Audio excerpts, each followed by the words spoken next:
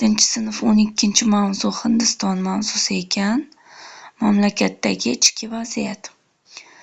Kushonlar imperiyasining inqirozidan so'ng Hindistonda hokimiyatni egallagan Chandragupta I 320-340-yillar Guptalar sulolasiga asos soladi.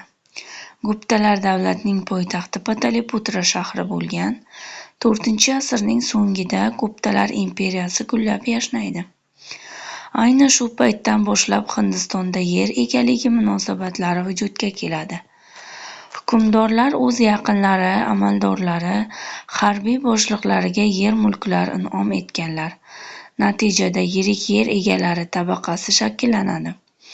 Ular dehqonlarning soliqlar to'lashdan tashqari mehnat majburiyatlarini o'tashni ham joriy etadilar.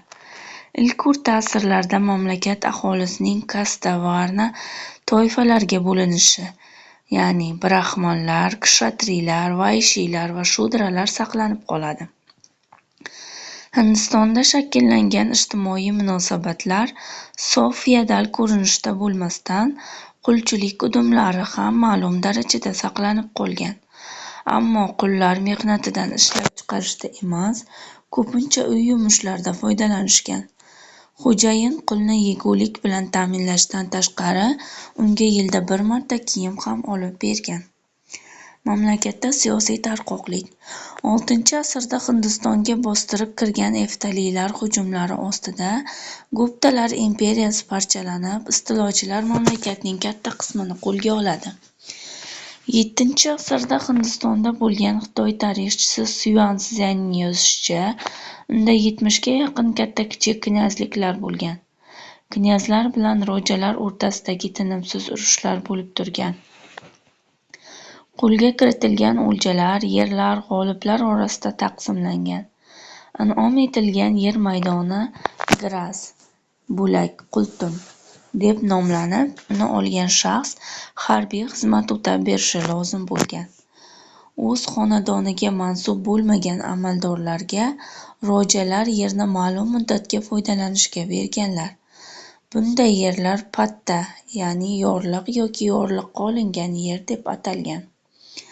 Pattadan alohida xizmat ko'rsatgan kishilarni taqdirlash uchun ham foydalanishgan.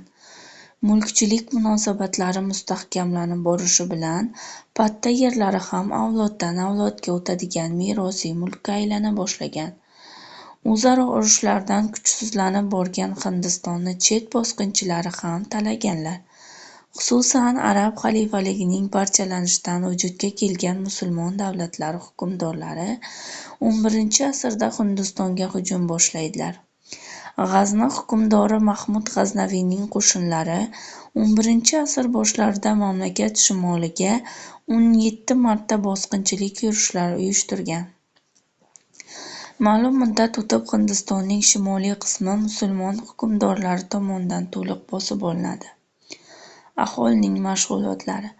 Sharq xalqlari ertaklarida Hindiston afsonaviy boyliklar mamlakati sifatida tasvirlangan. Yevropada Hind rojalarining boyliklari haqidagi turli afsonalar tarqalgan. Aslida ushbu boyliklar xalqning mashaqqatli mehnati evaziga yaratilgan. Dehqonlar daryolardan kanal va ariqlar chiqarib, yangi yerlarni o'zlashtirganlar va undan yiliga 2-3 marta hosil olganlar.